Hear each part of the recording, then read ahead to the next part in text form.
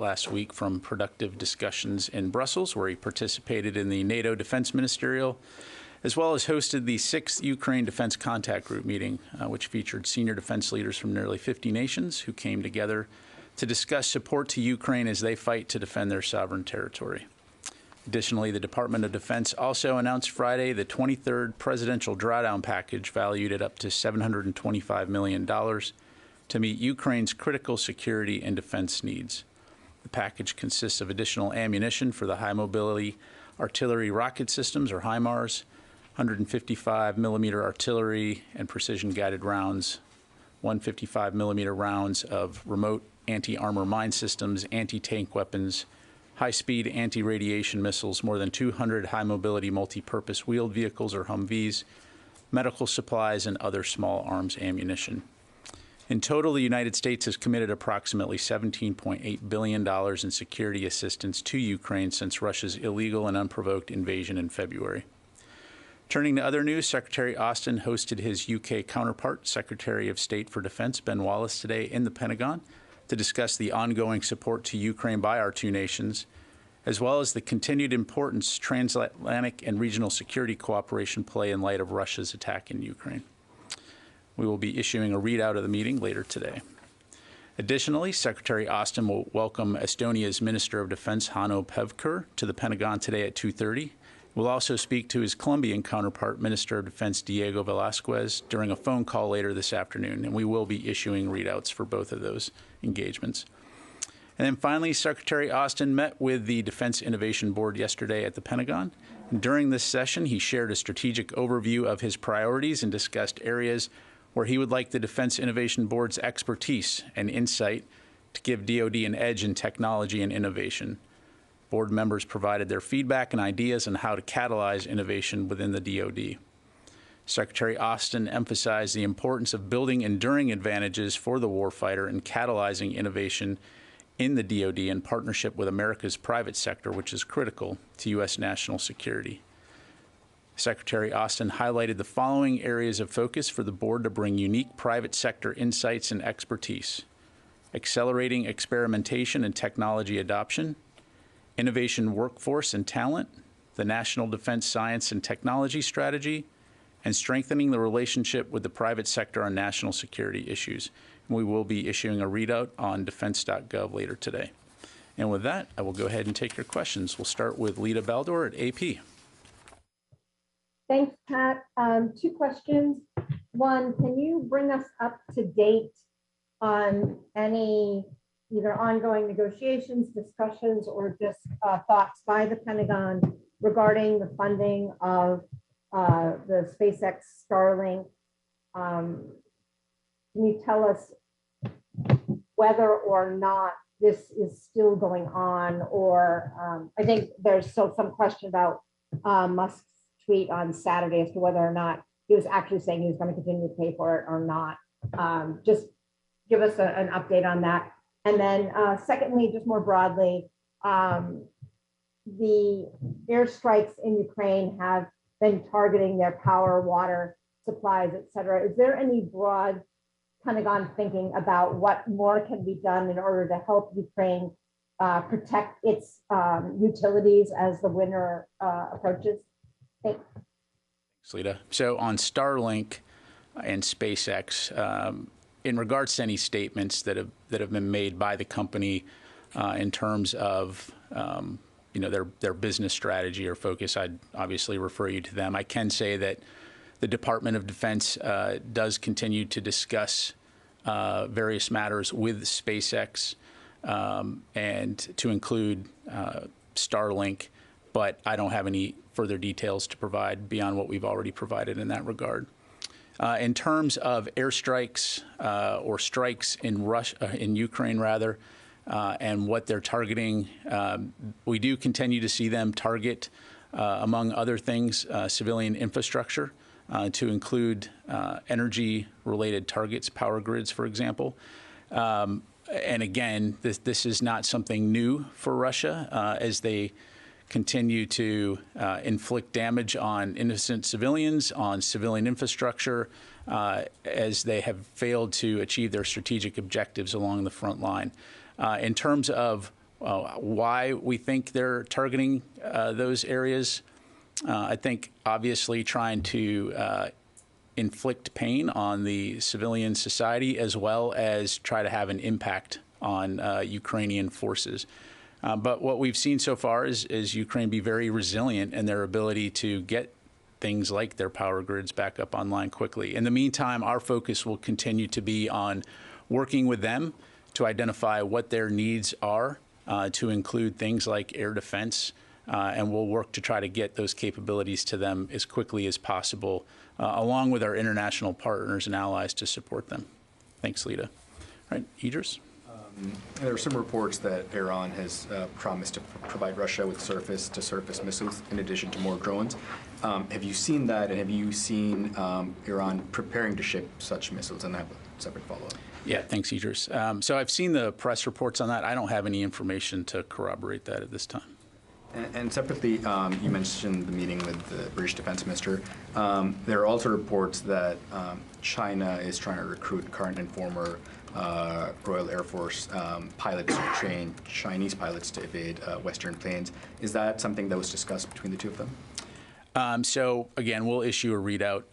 The focus of the meeting, as I understand it, was focused on Ukraine and our support, mutual support to Ukraine. In terms of questions about UK citizens or UK pilots in China, again, I'd have to refer you to the UK for questions on that. Thank you. Laura. Thanks, Pat. Lockheed Martin said earlier today that the company is meeting with its supply chain to increase HIMARS production to 96 units per year. Is this enough, or do you anticipate that you will need an even higher rate than that to accommodate war in Ukraine, narrow needs, et cetera? So, you know, I've seen some press reporting on Lockheed's comments, and certainly we welcome it anytime industry is going to help to address not only our security needs as a nation, but also the needs of partners and allies around the world. I don't have any specifics to provide in terms of numbers. As you've heard us say before, we do have processes in place to look at our own stockpiles, our own readiness requirements, in addition to working with allies and partners through things like the recent armaments director meetings to look at what those requirements are. So that will continue to be a conversation going forward. I think it's a strategic advantage that we have as a nation and as an international community and partnership, particularly within NATO, to be able to work together to identify those requirements and quickly get capabilities where they're needed and when they're needed. Thank you. And just as a follow-up to that, can you say anything about how long it will take Lockheed to ramp up to this higher rate? Yeah, I'd have to refer you to Lockheed on that. Thank you. Let me go to Rio, and then I'll go to the phone. Thank you, General. Two questions on China. The Secretary Blinken said yesterday Beijing was determined to pursue reunification with Taiwan on a much faster timeline.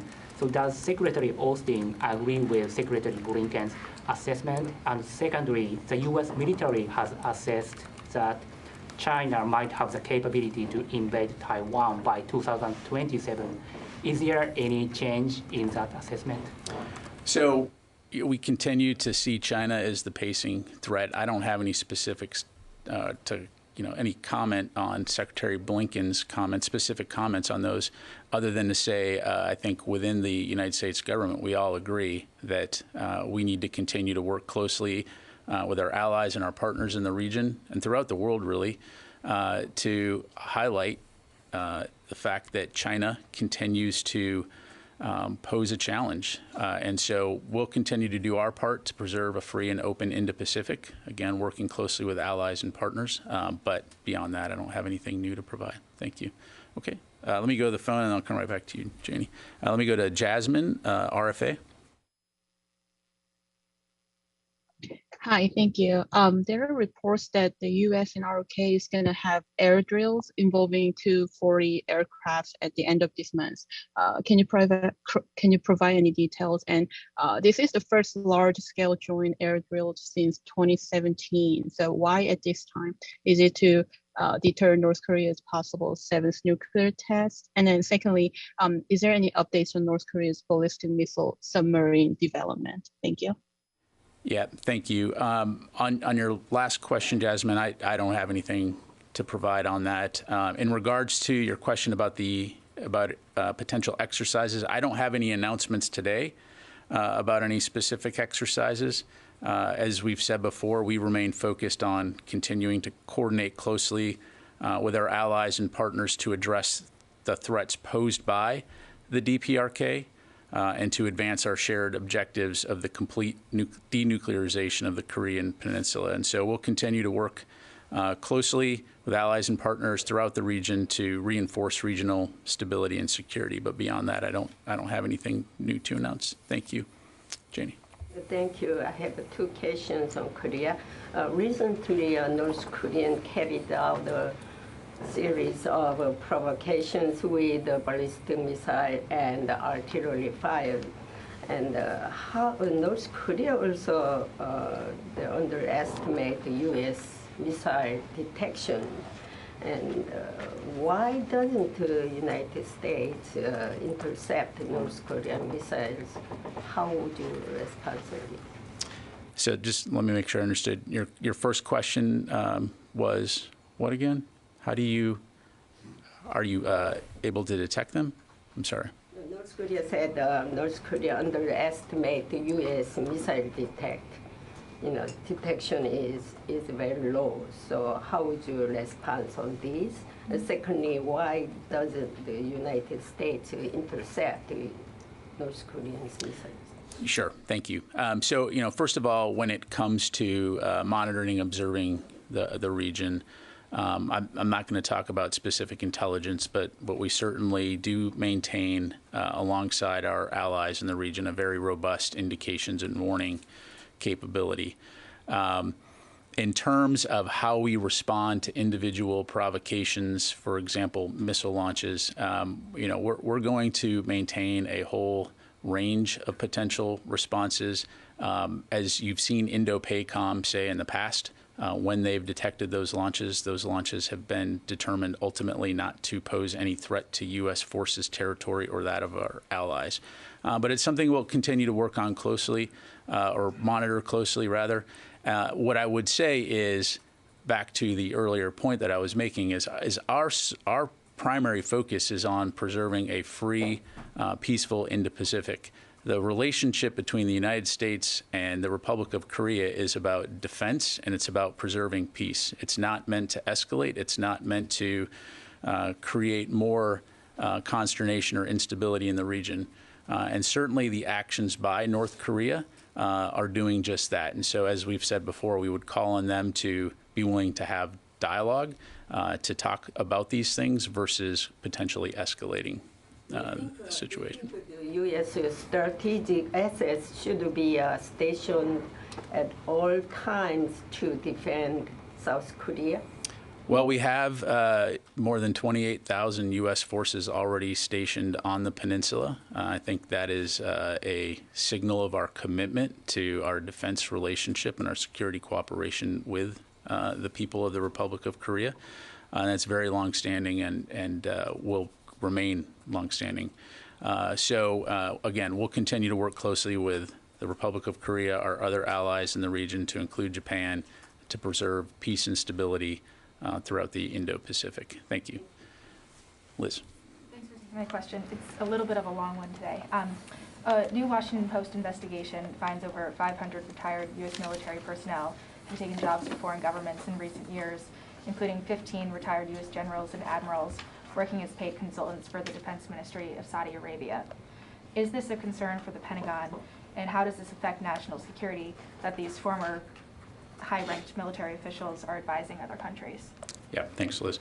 So I've seen the article. I would highlight that as private U.S. citizens, retired service members are certainly free to seek employment at their discretion, but certain standards do apply.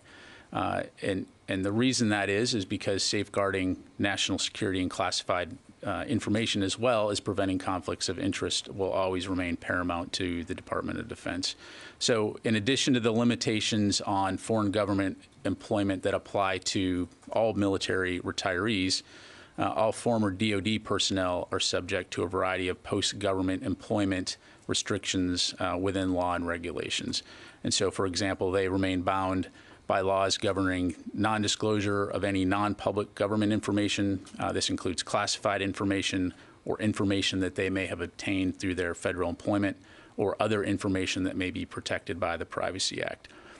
So when it comes to individual cases, such as the individuals highlighted in the article, I'd certainly refer you to them or to the appropriate service branch.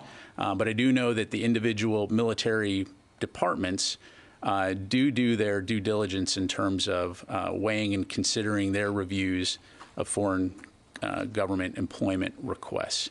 And the final point I'd make on all of this is that, just to hammer home the point that there are policies, there are laws, there are regulations, they are well established, and it is something that DOD members are educated on, retirees are educated on, and you're required to follow them. So it's incumbent on the individual to know and to understand those requirements and to adhere to them. Thank you. Sir. Thanks, Pat. Follow up on Rio's question. On September 7th, Undersecretary Colin Call said that when asked about that 2027 timeline, he said it was, he didn't think that China had sped up its clock.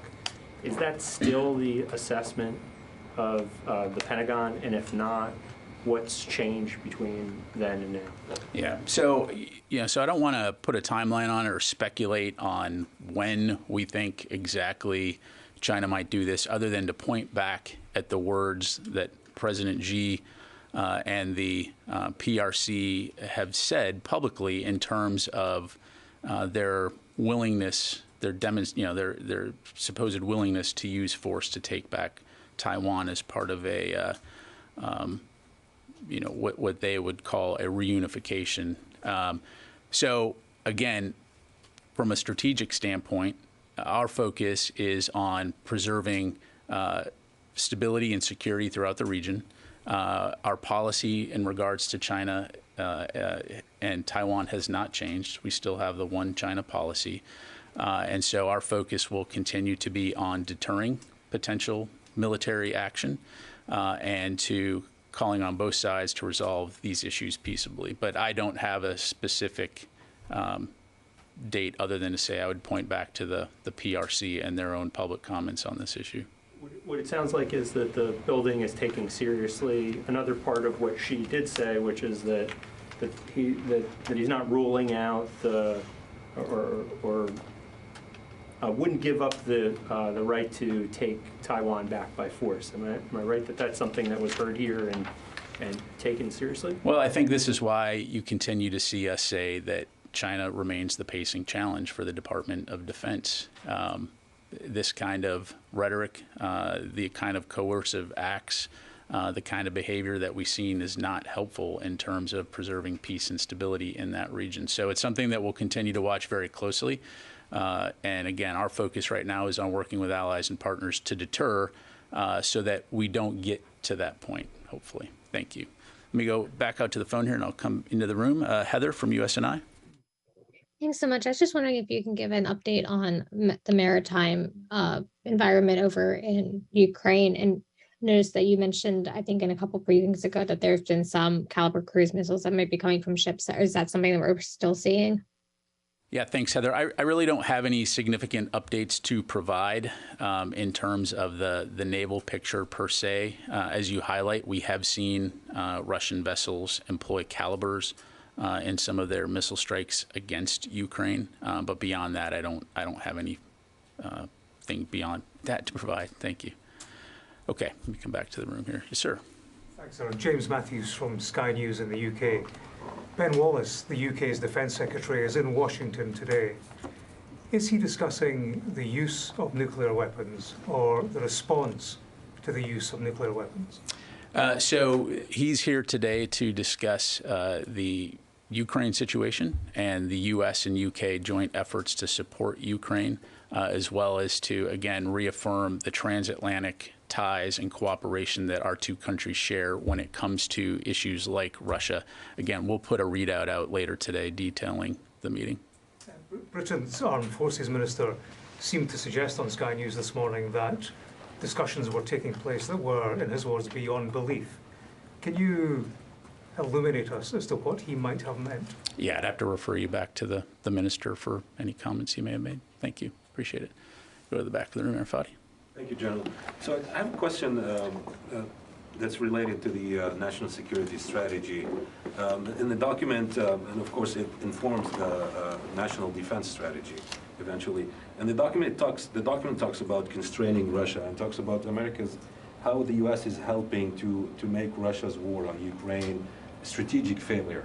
So I wonder if you can just explore with you the meaning of strategic failure when it comes to Russia's ability to conduct more wars and mainly project power in the Middle East region. Thank you. That's like a political science test question right there. I'll get my little blue booklet out and write out my answer on that one. Wow. Well, how much time do you have, Fadi?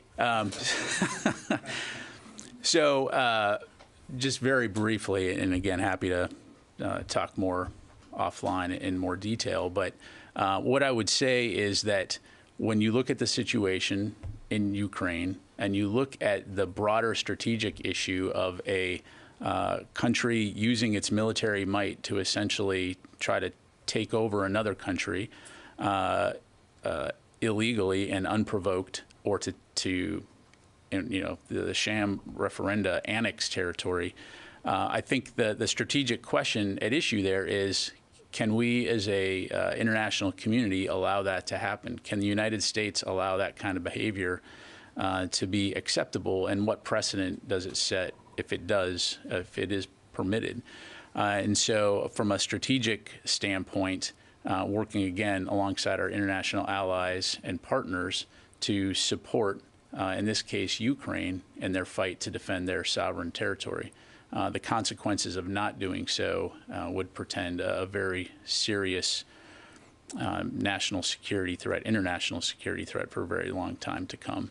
In terms of Russia and the Middle East, again, you've been watching this story long enough to know that Russia, like any nation, has interests, to include interests within the Middle East. They certainly share relationships, security relationships, economic relationships with other countries. I'd refer you to them to talk about their own foreign policy, but it's certainly something that we keep an eye on. Thank you.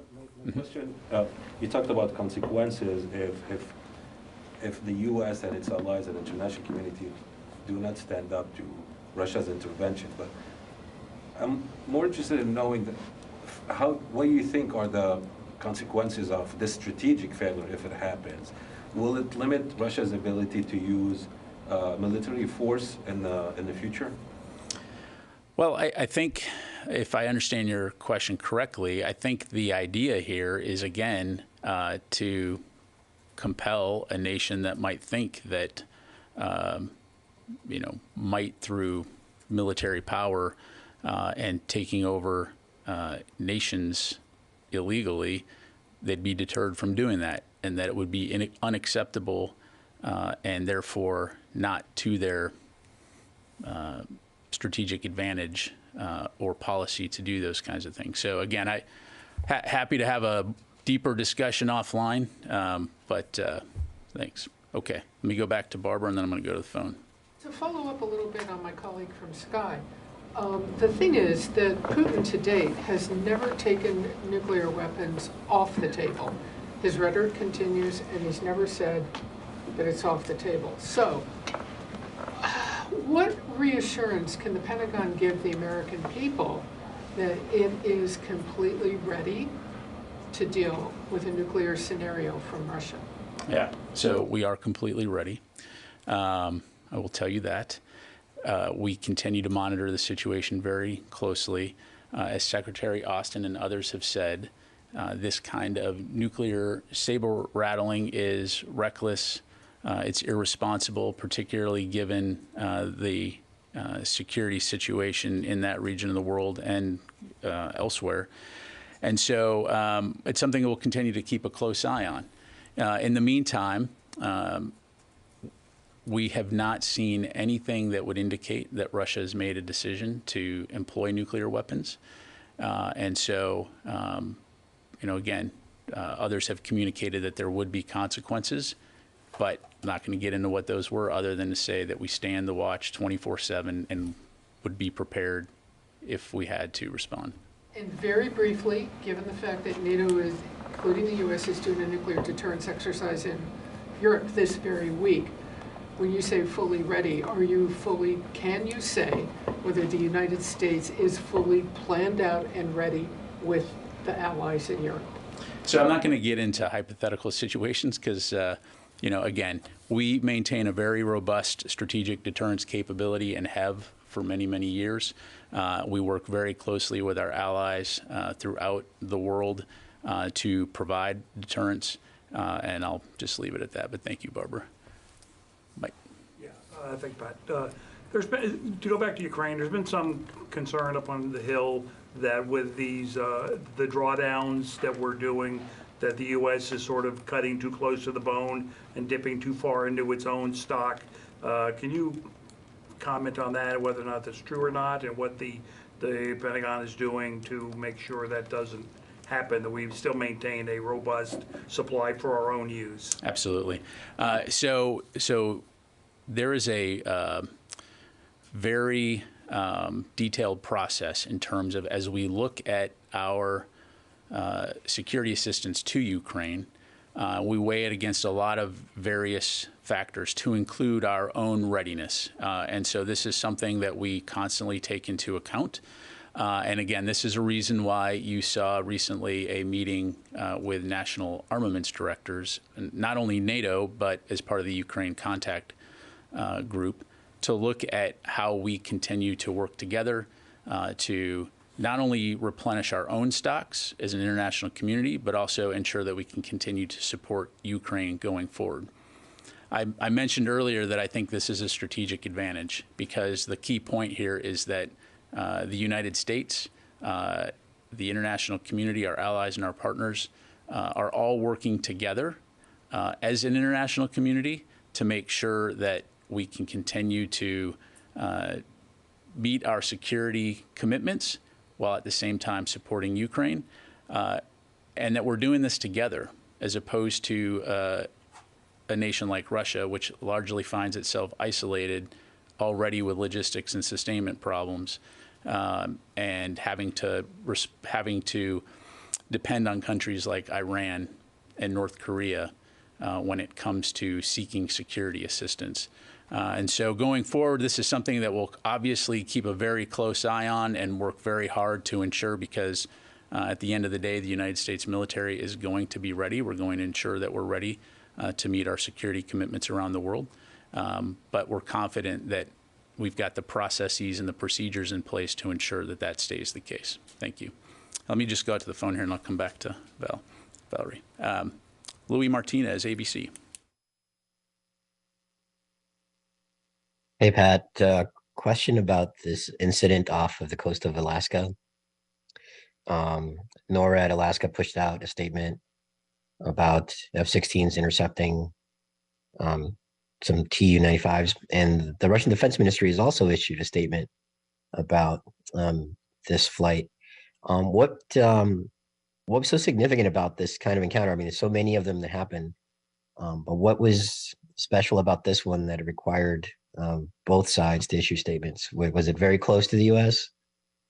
territorial waters? Thanks.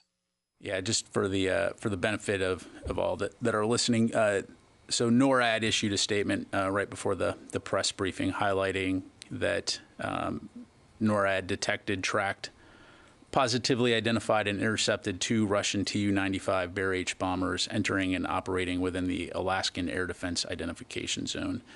No indication that there was any unsafe, unprofessional behavior. They did not present a threat. So, Louis, certainly would encourage you to contact NORAD, but this is pretty standard and routine for us to issue releases. I think that, we try to, especially in light of everything going on in the world today, try to make sure that we're being as transparent as possible when it comes to this kind of information so as to ensure that folks have the facts. But thank you. Okay, Valerie. Thanks, Pat. So I wanted to get back to Lita's line of questioning Are you able to provide any clarity at this point about how much, if any, funding DOD is providing to SpaceX for Starlink in Ukraine? Because there had been some reporting or some confusing reports about that. So can you at least rule out that DOD is previously funded funds? Yeah, so as it relates to Ukraine and Starlink, the DOD has not paid SpaceX any money at this stage. And just a broader question on that same subject. Do you have any concerns that this situation could set a bad precedent? I mean, SpaceX made the decision to send these terminals and to provide the service. So is the Pentagon being strong-armed into continuing funding for it instead of going through the process that we've seen play out over the past couple of months where the Pentagon sources the Ukrainians' requirements and then, comes up with the capability that it feels is best, that best meets those requirements? Yeah. So let me kind of approach it from a little bit of a different standpoint. So we haven't paid anything to SpaceX for Starlink in Ukraine to date, right? So what an individual company may or may not do in any particular corner of the world, of course, is incumbent on that company to decide and do. When it comes to the broader issue of providing satellite communication to Ukraine, we are in discussions with SpaceX as well as other companies to look at how best to provide that service. And so what I would say is that, as you well know, we have a process which we go through in terms of, and again, I don't want to speculate or say this has happened, but any type of service that the DOD is going to be funding, there's a process by which we would go through to look at contracting and acquisition requirements and how we would do that. So again, I don't have anything to announce. Again, the bigger picture here is working with Ukraine in terms of what are their satellite communication needs, and continuing to work with industry on exploring how best to do that. Thanks. Sir. As winter approaches, kind of looking at what are the main challenges that poses for Ukraine, how do you see it impacting the fighting? And there have been various announcements on donations of cold weather gear. Does Ukraine have what it needs on that front at this point? Is more necessary? What's your assessment of that? Yeah, well, certainly weather is a significant factor in any military operation. Winter definitely will present some challenges to all parties on the battlefield. I think that when you look at things like rain, snow, mud, the impact that it has on the terrain, it definitely will add another level of complexity to already very dynamic battlefield. And so this is why, a major reason why you see us continuing to work very closely with Ukraine, with our international partners and allies to identify what Ukraine's needs are.